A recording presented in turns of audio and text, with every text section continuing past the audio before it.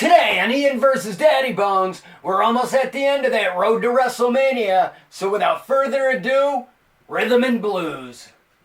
Fuck Ian Daddybones. Fuck Twin Widow, whatever the hell it is. No one gives a shit about you, Ian. Everyone hates you. Fuck off. Oh my god, I'm so excited. Having a banger and you're all invited. Share with friends and I'll see you later. Bring everyone, invite my haters. Throw your hands in the fucking air. Let's push a cripple down a flight of stairs. Got new shit right for your ears. My Hadouken is downright fierce. Rock out with my cock out. Jump around, I got your shout outs. I'm Daddybones, no need to panic. Talking riddles like a schizophrenic. Welcome back. It's another exciting episode of Ian vs. Daddybones. I am Ian Daddybones. I'd like to welcome everybody to the show. If you're watching on YouTube and Facebook right now, hey everybody, how are you? I got a special high five and a knuck tap to all my Patreon subscribers, supporting the brand for only $3 a month, getting access to bonus content, the Original Geeks podcast, and you get your name in the credits is my way of saying thanks for only $3, and you get a 7-day free trial just to check it out. Today on the show, like I said, we are almost at the end of that road to WrestleMania, and I've been putting it off for weeks and weeks, and honestly, I'm not going to front. The original week I was going to open up Honky Tonk Man and Greg the Hammer Valentine was the day I found out Jack Trades passed away from Hybrid Sean Carr, and, you know, I haven't felt like opening Greg the Hammer Valentine and the Honky Tonk Man, but I figured since I was doing the road to WrestleMania, they were stacked in the back, it made perfect sense to wrap up March by opening up Rhythm and Blues. And for Patreon subscribers, I also got Brutus Beefcake, exclusively to those who support the brand. But what a busy week, because right now I've just talked about Rhythm and Blues and Brutus the Barber Beefcake. But if you look to your left, my right, it has officially arrived. I ordered it last week. The WWE Ultimate Edition Attitude Era ring, complete with the Attitude Era Ultimate Edition Kane figure. This shit showed up last week in the mail. Also, the WCW Monday Nitro ring showed up in the mail. But I haven't really fit that into the schedule yet. This made perfect sense to bring up today because this is how I'm going to officially pump the brakes when we're at the end of the road to WrestleMania. Because next week, the first episode of April, I am going to be opening up this Ultimate Edition Attitude Era ring and the Kane figure. And it's going to be absolutely fucking sick. I'm not going to get into it today because there's so much to talk about when it comes to this. But what I will talk about is this past week, Mattel Creations had an exclusive 2-day event on MattelCreations.com where basically it was kind of like their own New York Toy Fair. Kind of like how you had E3 and like Sony and Microsoft and all the video game companies would show up and you would have E3, but Nintendo would never be a part of. Nintendo stopped participating after a while, so Nintendo started having what's called directs, which are basically like hour-long presentations where Nintendo will go through everything that's coming out for, like, you know, at the time the 3DS and now the Nintendo Switch. So they have their Nintendo Directs. So Mattel, from what I understand, it's not confirmed, they may have a presence there. Mattel may very well be involved with the New York Toy Fair this year. However, Mattel by itself on its own had revealed over 2 days. It was Thursday the 20th, Friday to the 21st, or maybe it was Thursday the 21st and Friday the 22nd. My dates are a little fucked up, but it's this past week. So either way, the one day they ran through like Monster High and fucking Uno, and Mattel's bringing back Street Sharks. So they were talking about Street Sharks, and they eventually got to Masters of the Universe. And when they got to Masters of the Universe, they had an exclusive item available on Mattel Creations, And I'm going to be talking about that on a Patreon bonus episode because Mattel has a crossover with Figure 8. And what Figure 8 is it's basically artist renditions. Basically, to me, they're like a Magic 8 Ball crossed with a Funko Pop. Because you have like the vinyl body display base, and then you have the Magic 8 Ball that sits on top, and it kind of looks like a little action figure with a giant ass fucking head and a little body. But basically, the artists were given like blank canvas Magic 8 Balls to do what they want. So certain artists were like given a Mattel brand. So, you know, somebody was like, okay, do a Figure 8 inspired by Hot Wheels, do one inspired by Barbie, do one inspired by Masters of the Universe, and even other Mattel brands like Rock'em Sock'em Robots. They had a red one, they had a blue one, and and Monster High had a Figure 8. So I wound up ordering the Masters of the Universe Figure 8. So I'm going to be doing this unboxing on a Patreon bonus video.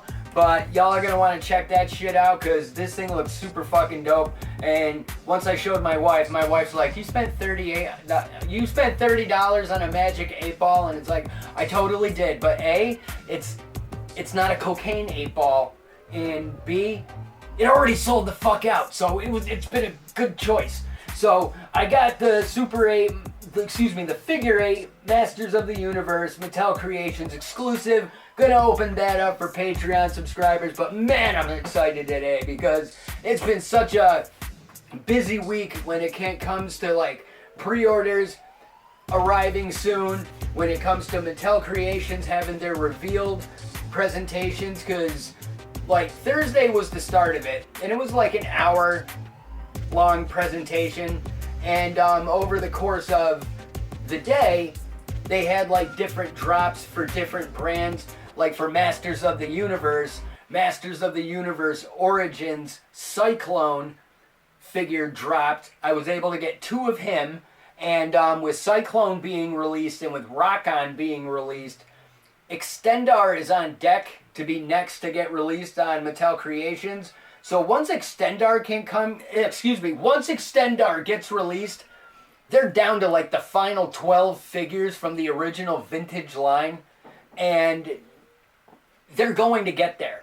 Because somebody asked a question in the chat that was answered by the Masters of the Universe Mattel design team, and they were basically, you know, Team Motu, and they were asked a question: do you guys plan on completing Origins and putting out all of the vintage characters?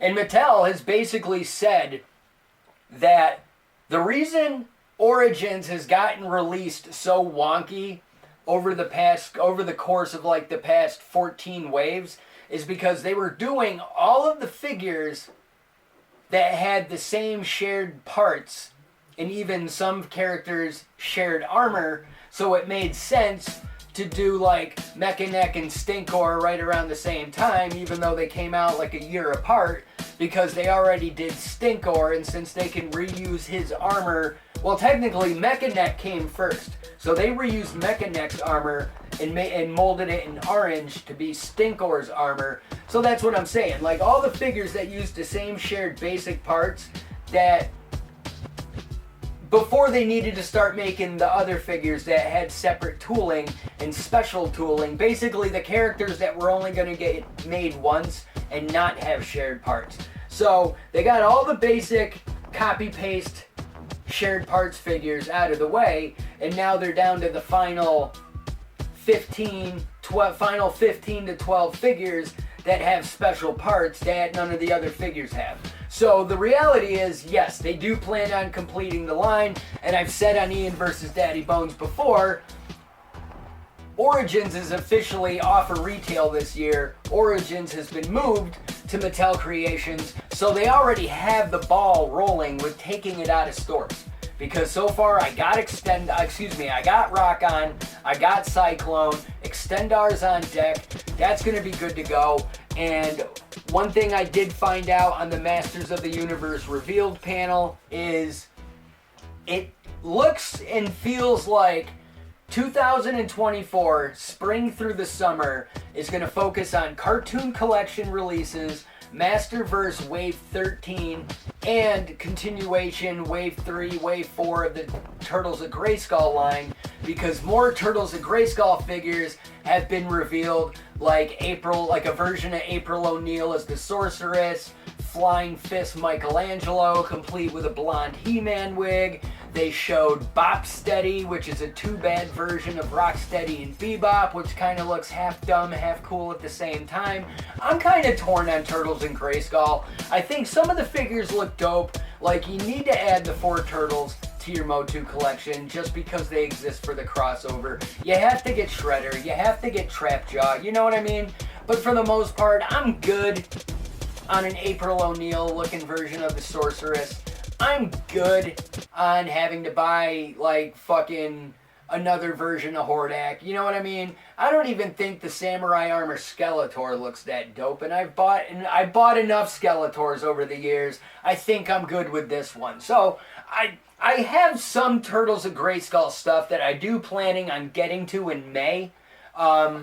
Because right now I have Wave 1 of Turtles of Grayskull mostly complete. I have Wave 2 pre-orders that still haven't arrived yet. So once I get those Wave 2 figures caught up, including the deluxes, then I'll see where I stand moving forward with Turtles of Grayskull. But I will say, they showed Casey Jones, and I'm completely disappointed on Casey Jones, because they showed Casey Jones, like, having his, golf bag, but all the weapons in Casey Jones's golf bag looks like the weapons rack weapons. You know what I mean?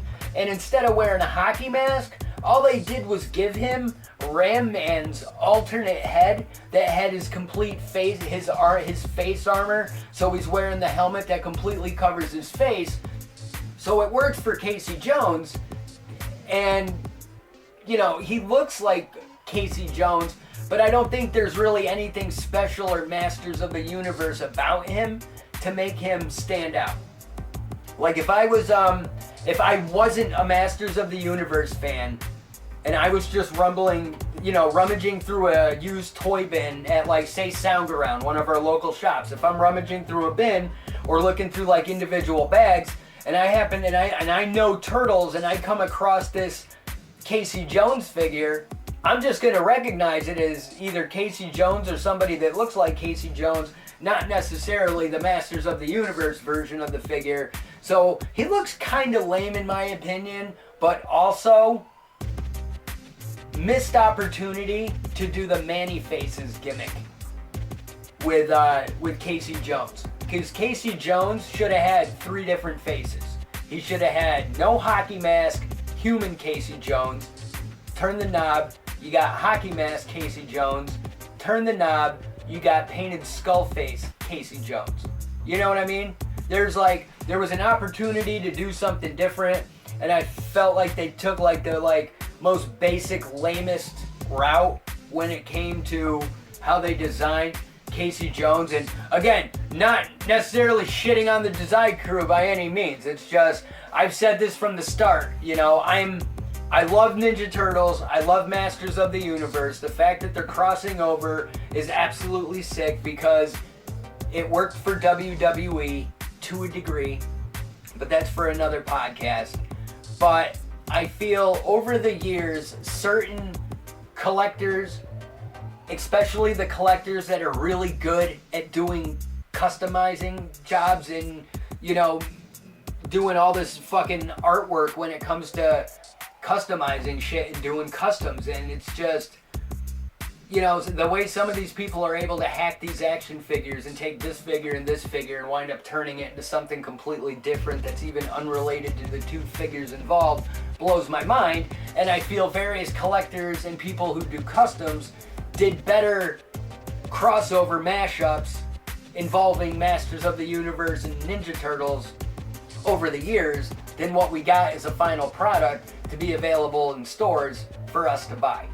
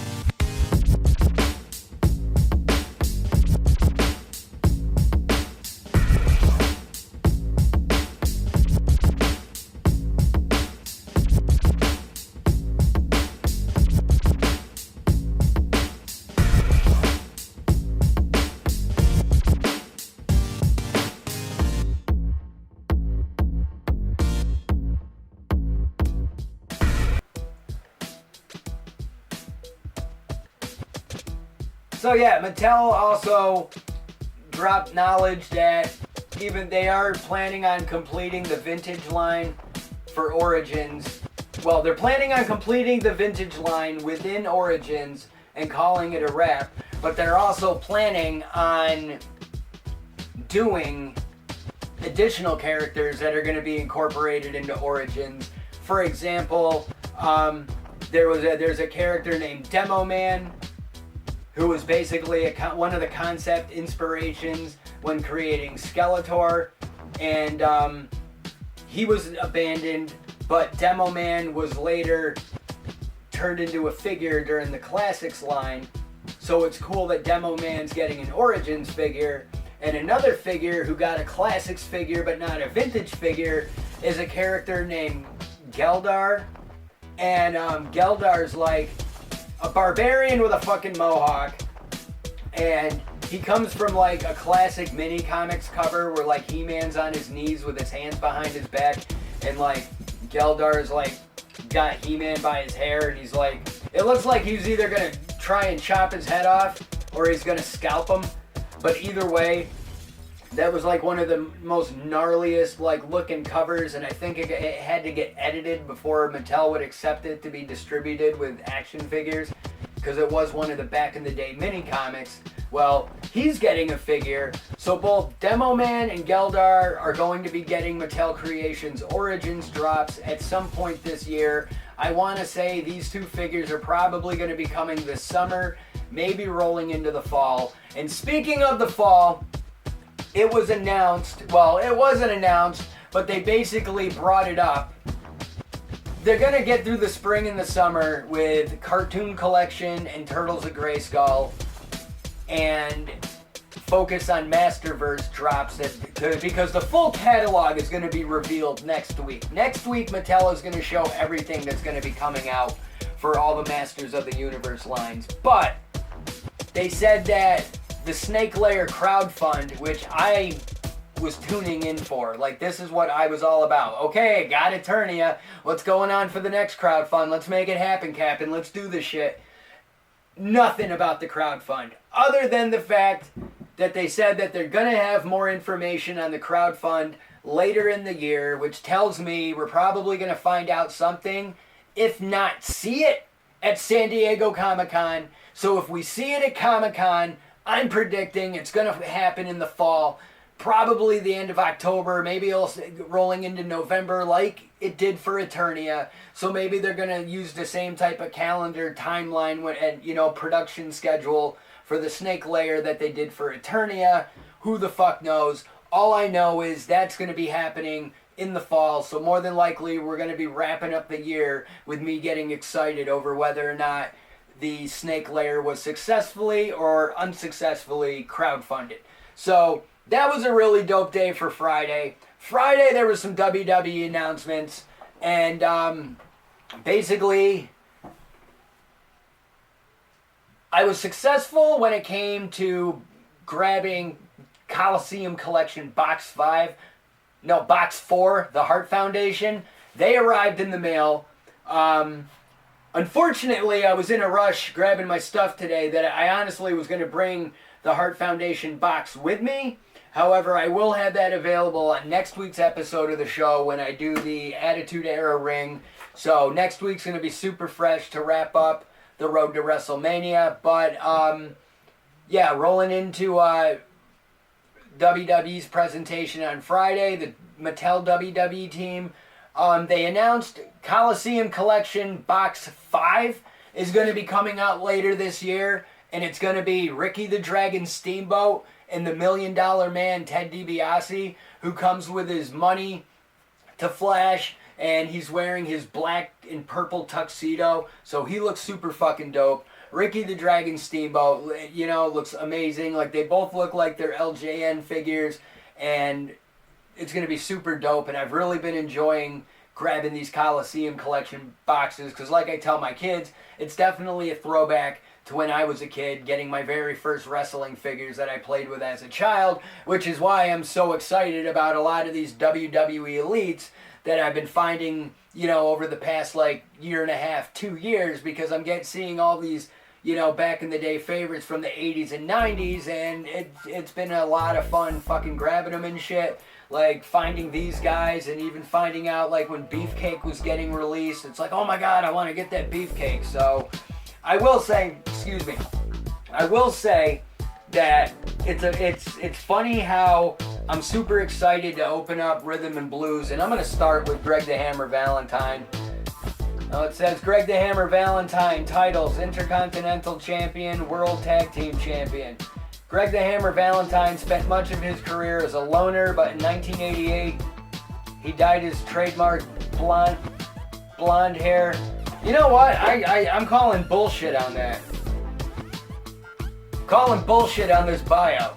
Greg the Hammer Valentine spent much of his career as a loner, but in 1988, he dyed his trademark blonde hair to jet black, picked up a guitar, and formed the tag team Rhythm and Blues alongside the Honky Tonk Man.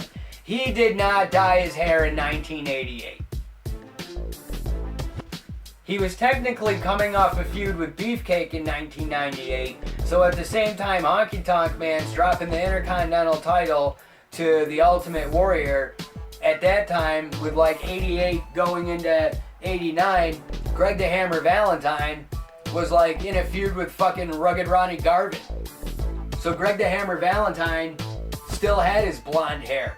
He went from being a loner to, you know, having that moment where he had a shin protector, where it was like, oh, he's got that shin protector spin, you know, he's applying pressure to that figure 4 leg lock. And, you know, it wasn't until like 1990 that he dyed his hair blonde. Maybe at the end of 1989, rolling into 1990, that's when he was Greg the Hammer Valentine with the black hair. He was still in blonde hair through 1989. So I'm calling that a definite typo. But it said, the duo celebrated at Wrestlemania 6, where they pulled up in a pink Cadillac and delighted the fans with their song, Hunka Hunka Honky Love. Yes, Hunka Hunka Honky Love. Now, honestly, this is the thing. Has Greg the Hammer Valentine ever been one of my favorite wrestlers? No. Would I don't want to sound mean, but it's not like it's not like I'd be like, hey man, you want to go to that wrestling show? Greg the Hammer Valentine's in town. Fuck yeah, man, let's make it happen. Nah. But he was one of those background wrestlers that was always like a bad guy, but at the same time, he was always one of those background wrestlers that all of your heroes could have a good match with. You know what I mean? And to me, that's the type of thing that made Greg the Hammer Valentine magical and special as a sports entertainer, because he was so good at doing his job that he didn't really need a flashy gimmick. He didn't need to be the focus. He didn't really need to be the star. And, you know, maybe he wanted to be. Maybe, who the fuck knows? But I'm just saying, you know, I definitely have a lot of fond memories of Greg the Hammer Valentine, just simply being Greg the Hammer Valentine, because anytime I look back and see classic photos of my favorite wrestlers, or they're showing oh, you know, it could be like a Bret Hart documentary, you know what I mean? And they'll just show pictures of Bret over the course of his career. Chances are there's going to be a picture of Bret working Greg the Hammer Valentine. But I will say, when they decided to put him, Greg the Hammer Valentine, when they decided to put him with the Honky Tonk Man, even as a wrestling fan who wasn't really necessarily fully smartened up on the business, I can definitely say that I kind of knew as a WWE fan that when they changed the way Greg the Hammer Valentine looks completely, the writing's kind of on the wall, they don't know what to do with him. And I think it's one of the first times in my life as a fan watching wrestling like that, and trying, and I don't want to say figuring it out, but kind of being able to see it. I mean, it's weird because it's not like, you know, Greg the Hammer Valentine, he always looked miserable. You know what I mean? And anytime I ever remember seeing Greg the Hammer Valentine smile, it was after he basically just got away with some bullshit and didn't get caught by the referee. But hold on, I'm trying to get this guitar out. But basically, like, I don't know, man. Nobody was really a fan of Honky Tonk Man and Greg the Hammer Valentine as a tag team. You know what I mean? They were a heel tag team. You wanted to see them get beat up by the Rockers. You wanted to see them get beat up by the Hart Foundation, the Legion of Doom. You know, you wanted to see them get their asses kicked. And, you know, it made sense for Honky Tonk Man. It just seems so weird for Greg Valentine. Because it's like, I mean, I'm not saying the guy's boring, but it's not like Greg the Hammer Valentine was like, had like the greatest personality, you know? It's not like, I mean, he cut his promos and shit, but like, he was always like barking his promos. It's not like he was like slow and methodical with his delivery, you know what I mean? It's not like he was playing mind games like Jake the Snake Roberts. It's not like he was all, what you gonna do, brother, like Hogan, and, you know, he wasn't like the Warrior. He wasn't like Savage, you know, and even with the Rockers, like, bouncing off each other. What are we gonna do tonight, Marty? Well, Sean, and just bouncing off each other, you know? He was a good wheelman, you know what I mean? He was like the Jim the Anvil Neidhart to the Honky Tonk Man. And it's one of those type of things where it's like, I have more memories of Greg the Hammer Valentine in his rhythm and blues getup for two reasons. Because at this point in time, anybody who's watched like Greg the Hammer Valentine like shoot interviews and whatnot, he hated this gimmick. He was so fucking miserable, but at the same time, he needed the job. He liked to eat. He liked money. He liked being a wrestler. So while it wasn't like, you know, the greatest thing it wasn't the greatest thing in the world for him to want to do, but at the same time, he respected the business to where he did his job, didn't really complain about it, and here we are fucking talking about it like 25 years later, 35. Where the hell are we at right now? It was like, well, they're saying 1988. I'm looking at it like, fuck that. It was like 1990. Yeah, 1990, because WrestleMania 8 was in 92. WrestleMania 7 was in 91. WrestleMania 6 was in 1990. That's when Diamond Dallas Page was driving the car, and yeah, that's when DDP was driving the car, and that's when they made their entrance at WrestleMania in the pink Cadillac. Now, I will say that just from quick inspection, this guitar that comes with Greg the Hammer Valentine, and just based on how their accessories work, it's the same guitar that comes with the Honky Tonk Man, but because it's the breakaway guitar, that's the same guitar that actually came with Honky Tonk Man's WWE Superstars version of him, which this Honky Tonk Man is wearing his blue jumpsuit with, you know, what's supposed to be Elvis on it. But the WWE Superstars Honky Tonk Man is wearing the blue jumpsuit with the red embroidery deco all over it and shit. But basically, the funniest thing about rhythm and blues is you know, when it comes to toy collectors, there's the story, and pro wrestler Matt Cardona, one of the hosts of the Major Wrestling Figures podcast, has told a story on his show about this.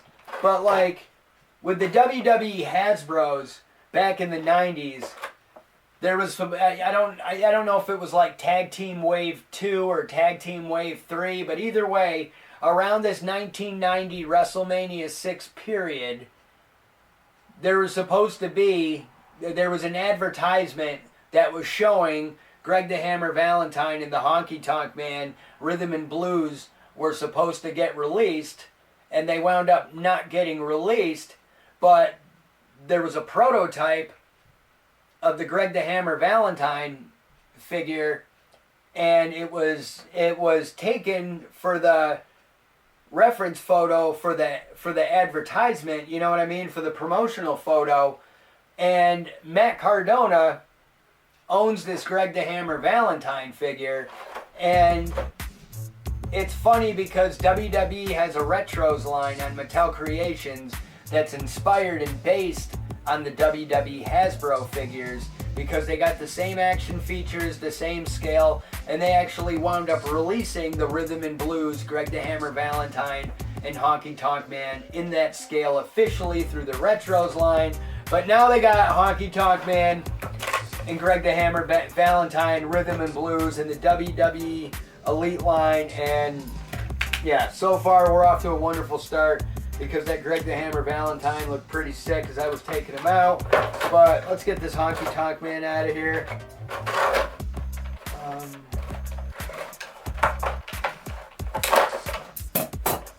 But yeah, I wound up grabbing these. I wound up grabbing these guys last year in the fall. I'm trying to think. It doesn't look like Honky Tonk Man has anything holding his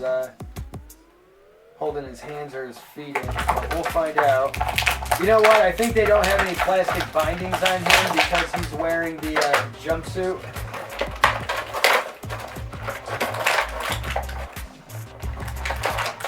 Yeah, actually, I don't think Honky Tonk Man is secured in his packaging through the plastic ties because of the jumpsuit, and I don't think they wanted to take a chance of maybe puncturing the jumpsuit.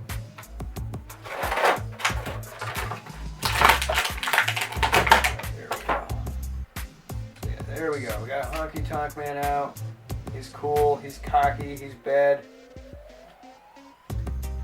Got his long sideburns and his hair slicked back. He's coming to your town on his pink Battle Cat. He looks pretty fucking sick. There you go, in a nutshell right there. You got Greg the Hammer Valentine and the Honky Tonk Man. See, these guys look actually pretty fucking sick. You know, like I said, you know, the whole story behind these guys were supposed to get figures in that wave and never did. And then all the years later, Zack Ryder, Matt Cardona wound up grabbing that figure. And I believe he even has the prototype of that Greg the Hammer Valentine. I don't know. You got to go check out their channel, Major Wrestling Figures Podcast.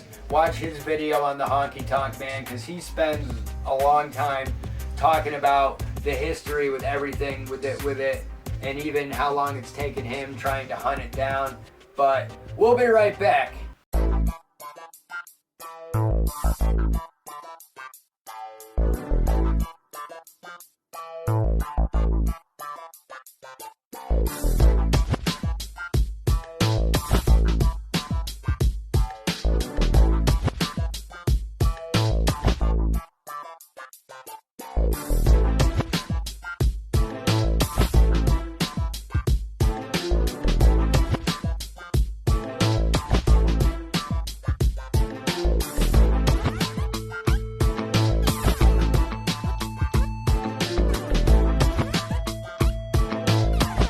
Alright, y'all, we're back. Tell you what, a little change of plans. I decided during the little break that I'm not doing Brutus Beefcake on the Patreon. Fuck it, I don't want to do Brutus Beefcake on the Patreon, because the way I thought about it, I opened up Honky Tonk Man, I opened up Greg the Hammer Valentine, but other than what I remember about them, like I said, like, the Rhythm and Blues is more fondly remembered for the stories that went on over the years of, like, Greg Valentine being completely miserable and really wanting nothing to do with the tag team, but he liked having a job. And from what I understand, the company, for the most part, pretty much gave up on Honky Tonk Man as, like, a solo, you know, main event guy. So it's pretty much both of them were on their last legs as WWE employees, because honestly, both of them were gone pretty much after Rhythm and Blues. I mean, Greg Valentine came back as normal blonde-haired Greg the Hammer Valentine and showed up in a couple of Royal Rumbles and shit. But this was pretty much the end of the road for Greg the Hammer Valentine and the Honky Tonk Man.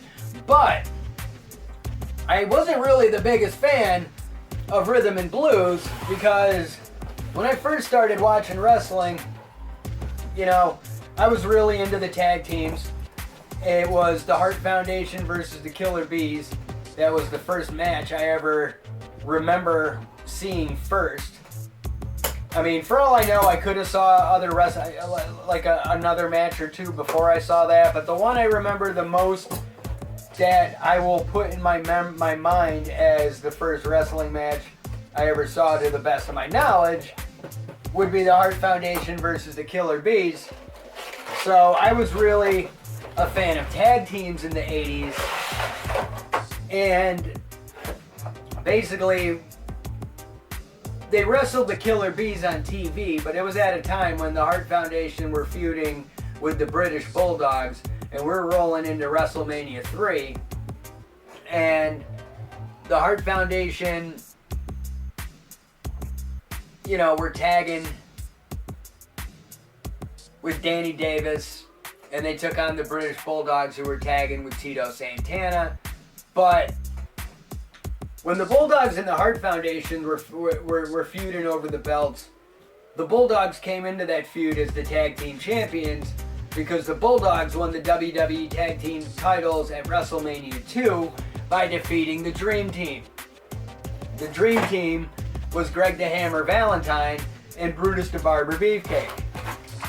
And I can say, while I was not a fan of Greg the Hammer Valentine solo, I first got introduced to Greg the Hammer Valentine when he was tagging with Beefcake. Because during the LJN days, the Dream Team was one of the tag teams that was available to purchase. And the Dream Team came with the tag belts, and pretty much all the tag teams came with the tag belts. But like, when I was playing with my LJN WWE figures back in the day, you know, with my homie Bobby from back in the day, and I would bring my wrestlers over to Bobby's house, Bobby had the Dream Team. So I remember Bobby having Brutus Beefcake, Bobby having Greg the Hammer Valentine. So I remember Beefcake's LJN figure, and I remember Greg the Hammer Valentine's LJN figure. And it's funny because the one thing I remember sticking out like a sore thumb was how blue Greg the Hammer Valentine's eyes were on his action figure. And I'll always remember, like, anytime I played with Bobby's wrestlers, and we played with each other's wrestlers and whatnot, I have fond memories of playing with the Dream Team. And yeah, from the minute I knew who the Dream Team were and saw them on TV, like, you know, Valentine was boring as fuck. Black tights, blonde hair, you know what I mean? Maybe he switched it up. He was wearing red tights or green tights in this match. But in my head, Valentine's always wearing black gear like Stone Cold Steve Austin. And Beefcake was the fucking flashy one, you know? Like, look at this shit with this freaking...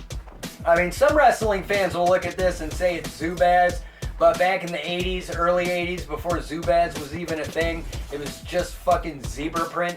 So I remember Beefcake having these, you know, blue, yellow, pink zebra print gloves, zebra prints on his tights, zebra print jackets, you know. Like, this is the ultimate epitome of, like, what the fucking 80s was. I mean, look at this guy. It's like, Jesus, Beefer, say some pussy for the rest of us. But nah, see, but that's the thing. Like, Brutus Beefcake, you know, he's always, you know, even by, like, hashtag standards, you got BTFB for Brutus the fucking Barber. And, you know, even, and, yeah, a lot of 80s kids, 90s kids, well, I don't know much about 90s kids. Basically, 80s kids that were growing up in the 90s as well have memories of Brutus Beefcake.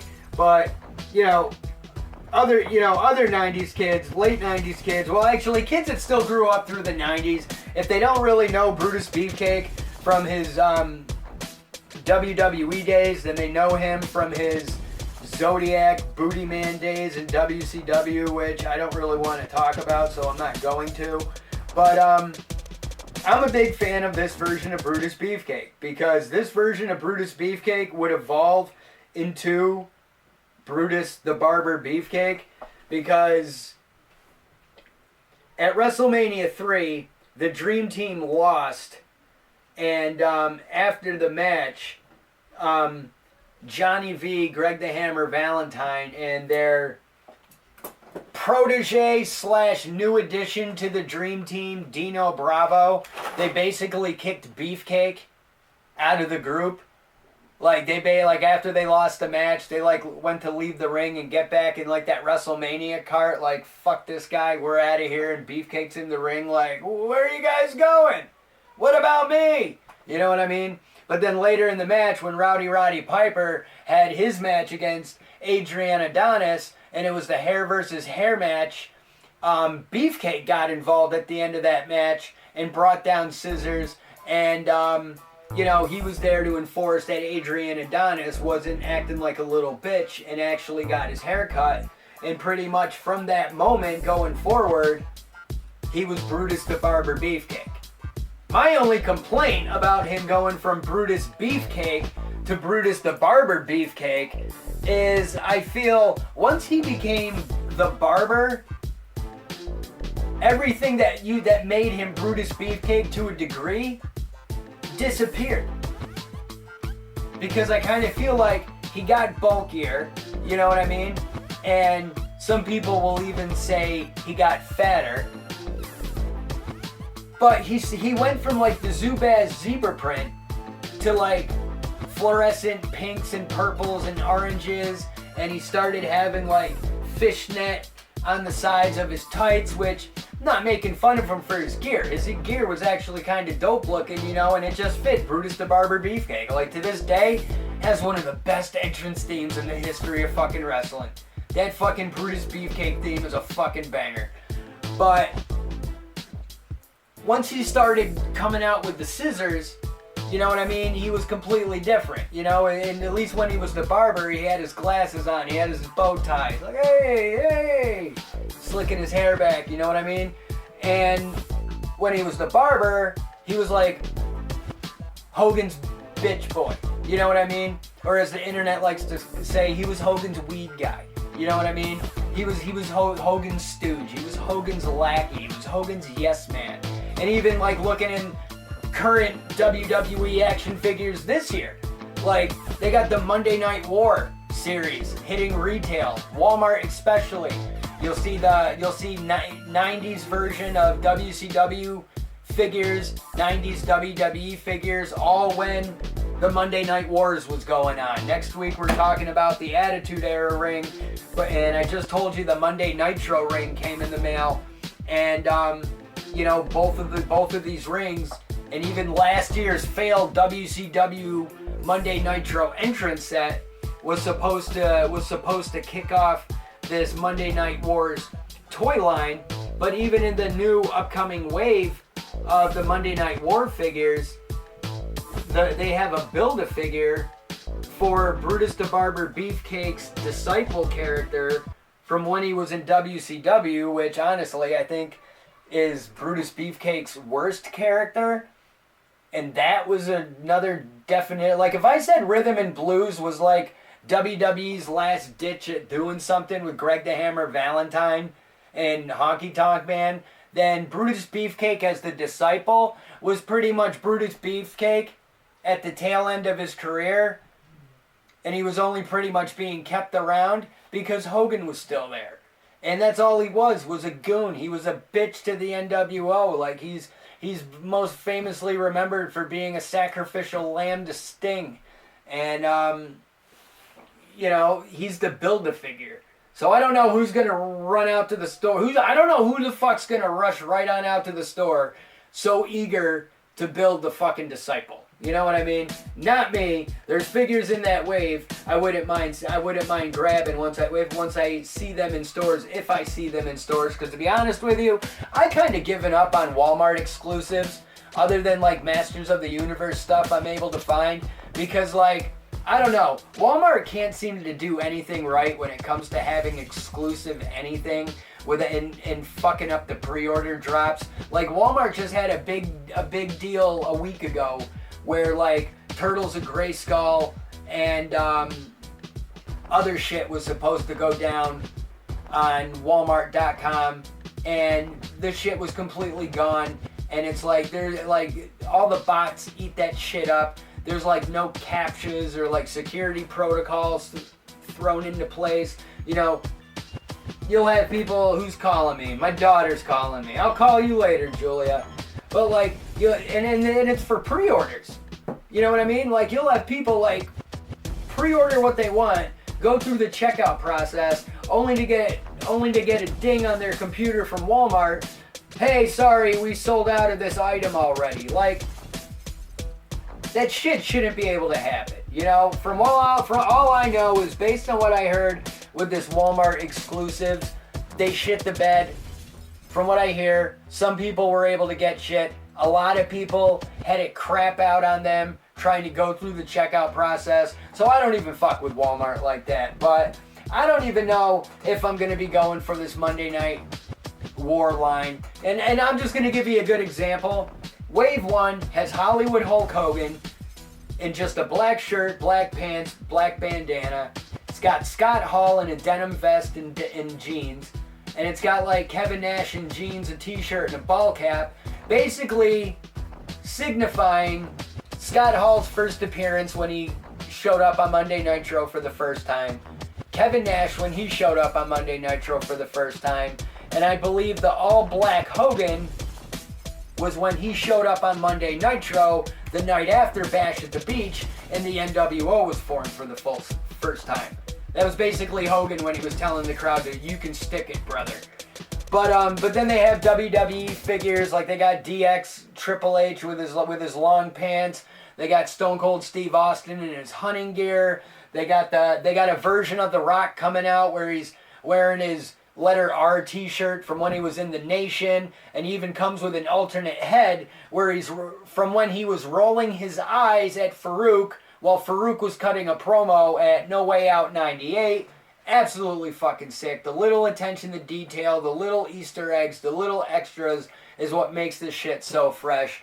But like I said, next week I got this WWE Ultimate Edition Attitude Era ring.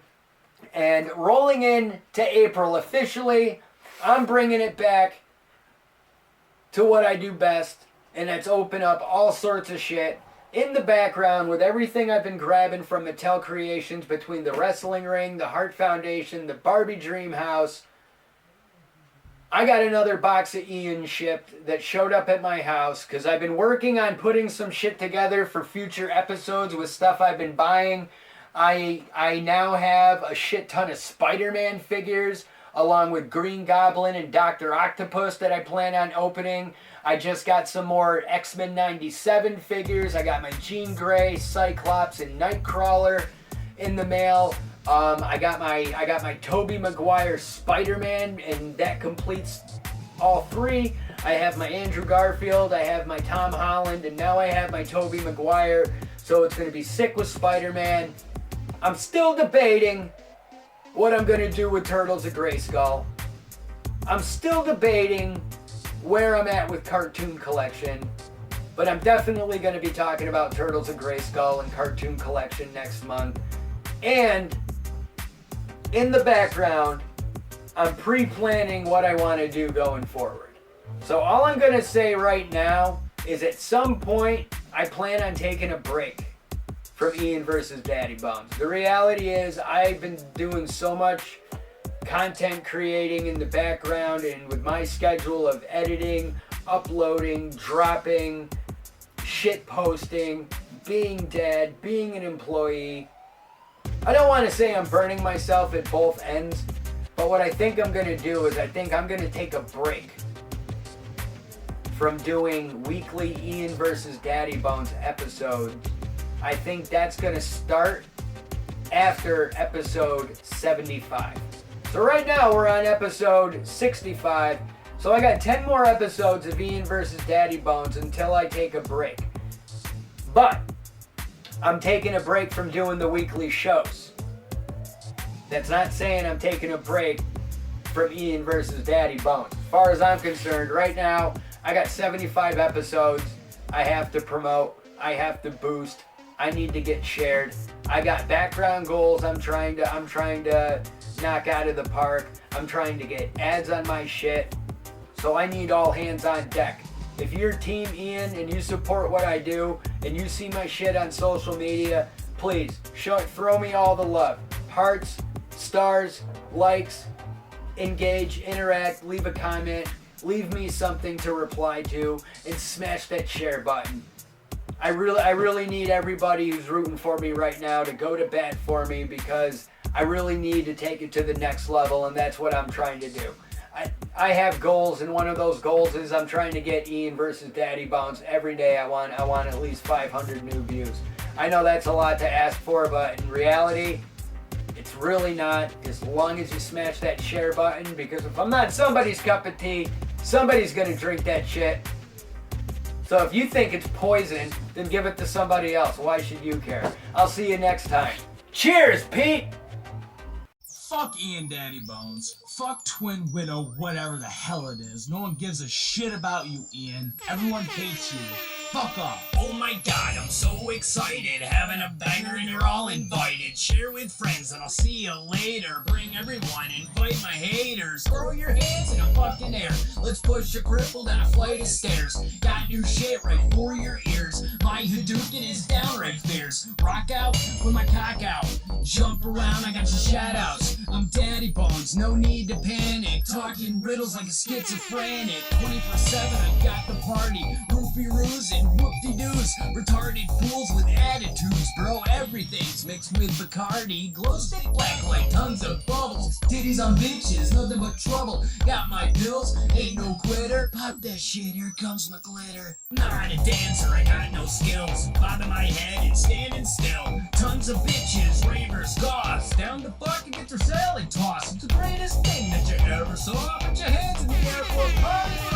Oh my god, I'm so excited. Having a bang and you're all invited. That kid's posing, muscles flexing, trainings dressed like a favorite X-Men. If there's one thing that drives me crazy, you give high fives but you fucking hate me. Might have rabies, might have herpes. Breastfeed me and you'll have to burp me. I'll be up on stage, throwing out beads, grabbing my dick and spraying my seed all over your face. That's fucking rude. Raise it up and show your boobs. Dance around and go friggin' nuts. Just b-boy stance and light your blunts. Don't be a cunt. Tuck your chain, don't start no shit. Use your brain, it's all a game. Let's play some Yahtzee, eat Tide Pods and punch a Nazi. Not a dancer, I got no skills. Bobbing my head and standing still. Tons of bitches, ravers, goths. Down to fucking get your salad tossed. It's the greatest thing that you ever saw. Put your hands in the air for a party. Oh my god, I'm so excited. Having a bang and you're all invited.